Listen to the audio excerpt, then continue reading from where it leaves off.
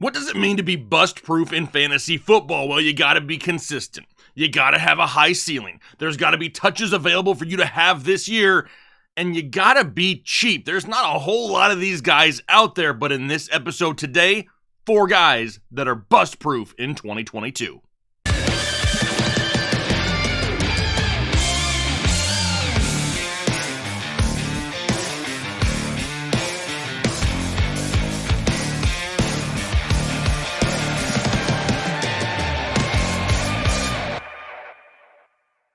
What is going on, Headliner Nation? Jake, Fantasy Headliners. Hopefully everybody's doing well out there today. We're talking about a few bust-proof players here for 2022 fantasy football. Now, I can hear you out there.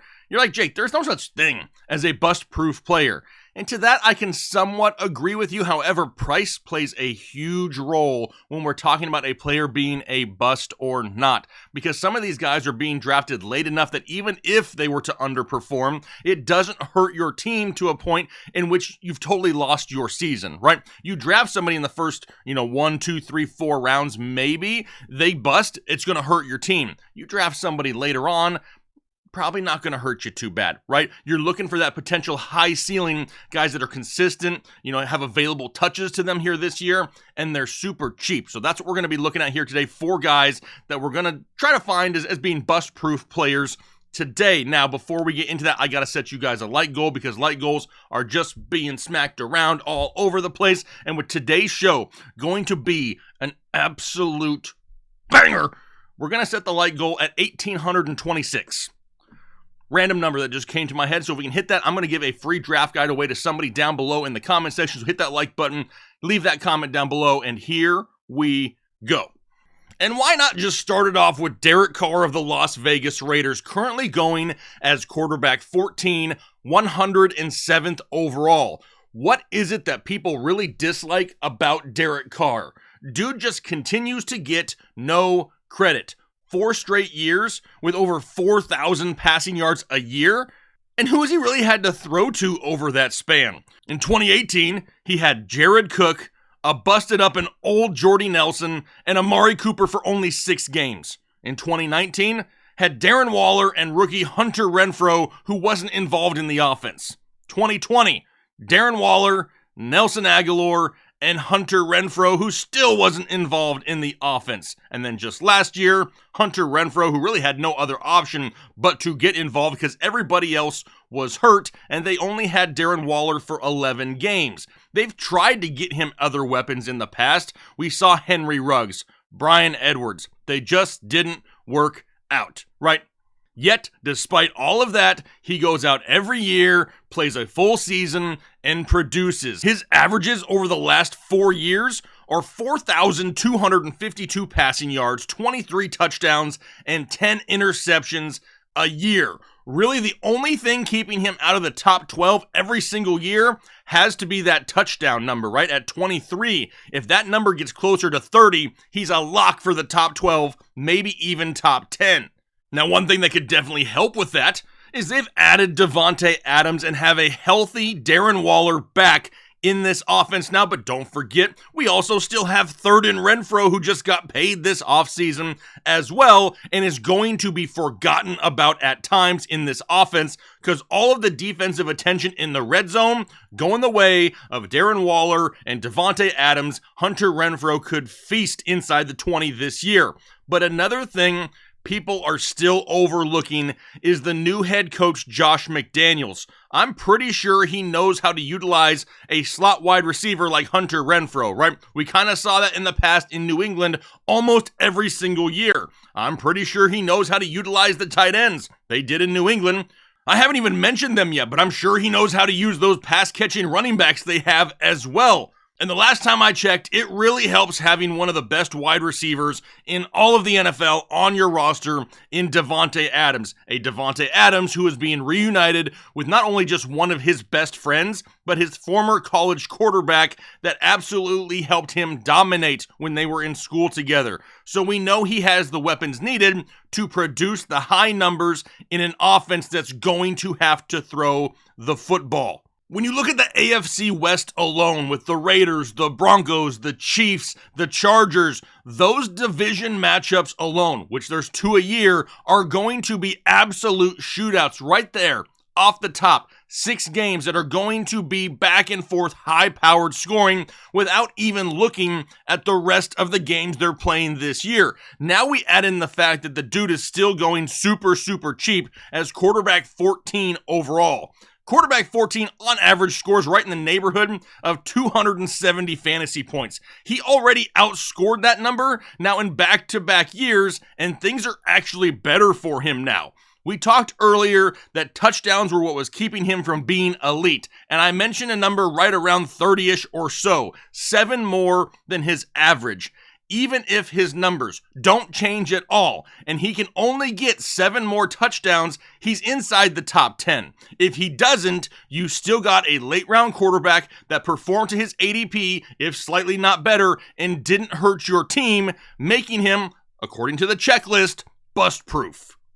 But let's move on to a running back now. How about Kareem Hunt of the Cleveland Browns, still going as running back 30, 76th overall. So we knew about Deshaun Watson, now we don't know about Deshaun Watson, but honestly, when it comes to Kareem Hunt, does it really matter? Is Jacoby Brissett that much worse than 2021 Baker Mayfield? The answer to that question, get your pen and paper out, people, is no. With Watson, sure, he's going to get a more dynamic offense with more scoring opportunities. But without Watson, Hunt and Chubb are going to absolutely feast on touches. After Amari Cooper in this offense, what do you really have? You should not be sitting there right now and acting surprised when I tell you that both of these guys could easily surpass 250 touches this season. We know for a fact the touches are going to be there. There's limited options, and even if you think Jacoby Brissett sucks, that just means they're going to run the football and check down to running backs even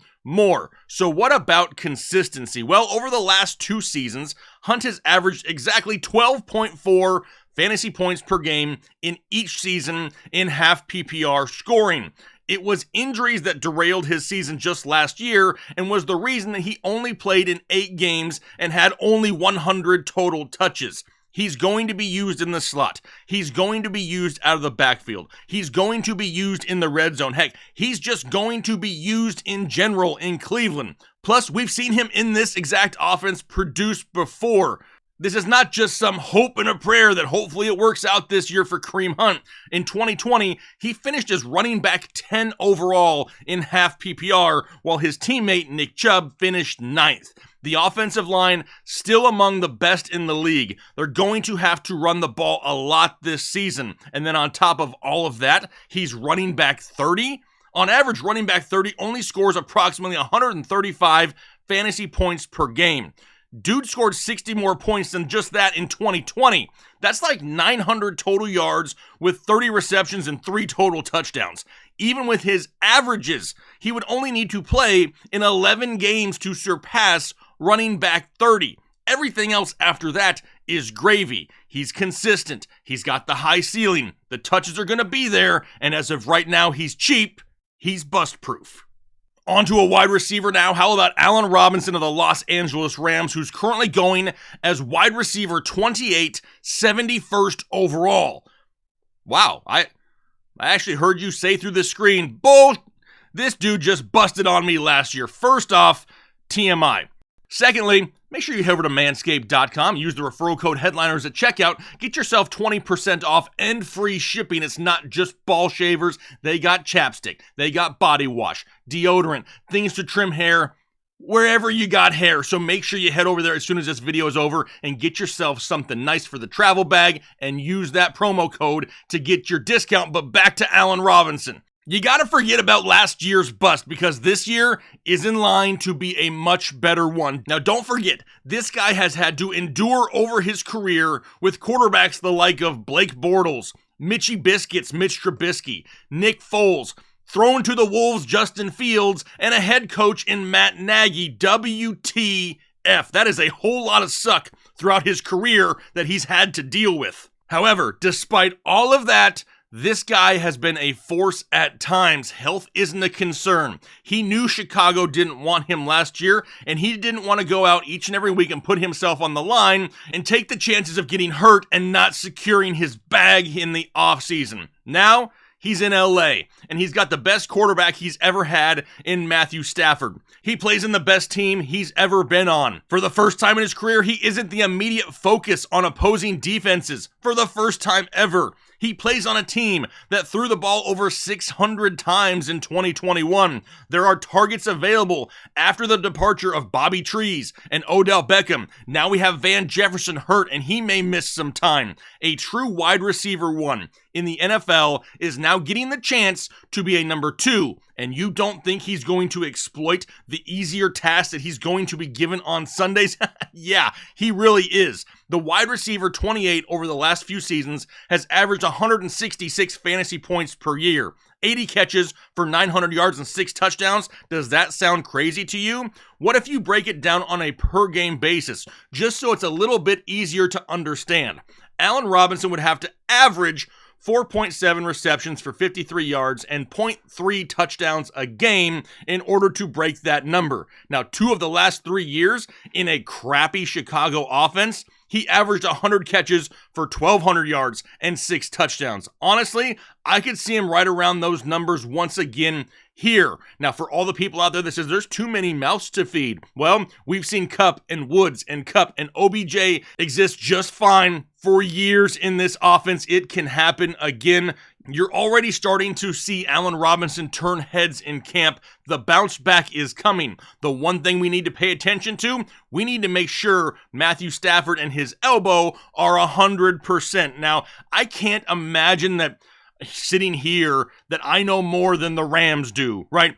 But with as much money as they've spent on this team, I would think they feel pretty solid about it because their backup quarterback right now is John Wolford. The last thing you want to do is have no faith that your starting quarterback is going to be healthy enough to go, and then you have to turn over this Ferrari to like John Wolford, right? That just doesn't roll off the tongue very well. That would be a huge risk. However, in camp, not looking bad. But as far as Allen Robinson goes, he checks the boxes for bust proof.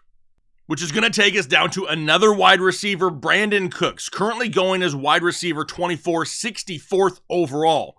This has to be one of the most consistent, yet unsexiest picks every single year in fantasy football. People just look at Brandin Cooks' name and they continue to scroll by him most of the time on draft day. But why? This guy has had at least 1,000 yards and 5 touchdowns in 6 of the last 7 seasons. I don't know about you, but that sounds pretty consistent. Hasn't missed more than 2 games in a season since 2016, so he seems pretty healthy. He's even finished inside the top 20 in those same 6 out of the 7 seasons as well, including a finish as high as wide receiver 9. That sounds like a pretty high ceiling. He has a clear path to targets once again. No reason that his targets are going to decrease this year from last year. They did draft wide receiver John Mechie from Alabama. He's going to miss the season, though, more than likely with APL, which is a form of leukemia. Prayers up for a quick healing for one John Mechie. You got Nico Collins and Chris Moore. They're not taking targets away. Easily in line for right around 130 or so targets once again this year. And it can only help that he's now in his 2nd year with quarterback Davis Mills, who's looking pretty good. Let's be honest, the Texans, they aren't Super Bowl contenders. They're going to be losing a lot, which means they're going to be throwing the ball once again a lot. So the only thing we're really missing here is the cheapness, right, to check off the checklist. Well, he's going as wide receiver 24, the 64th overall pick. That is pretty dang cheap for a potential wide receiver 1, wide receiver 2. Even if he just duplicates the numbers exactly from what he had last year, he's still sitting just inside the top 20. He may not be sexy, but the dude's got the bust-proof qualities that we're looking for. And there's some other guys that may have fit this kind of mold, but they're a little bit later in the draft. We'll talk about them at a future date. We didn't want to go too deep down the ADP because all of a sudden you kind of lose that potential for high ceiling and start making assumptions. We're looking for guys who have proven it already, and these guys fit the bill. Let me know what you think down below in the comment section, and make sure you hit that like button so we can hit our like goal and I can give away a free draft guide to somebody down below in the comment section. What do you think about these names? Are you going to be drafting them this year? Are you worried about them this year? Do you yourself think that these guys are bust proof? Leave me that comment down below. Looking forward to interacting with you guys back and forth. I enjoy talking to the community down below in the comment section. One of the things that I don't know if a whole lot of channels really do, but we really take pride in doing that. So make sure you leave those comments down below. And if you need a draft guide, if you haven't drafted yet, head over to thefantasyheadliners.com. Get yours right now for $21.99 and make sure you have everything you need to dominate in 2020. I'm going to go ahead and get out of here for the day though. So hopefully you have a great rest of your day, a great week, and we'll talk to you later. I'm a headliner.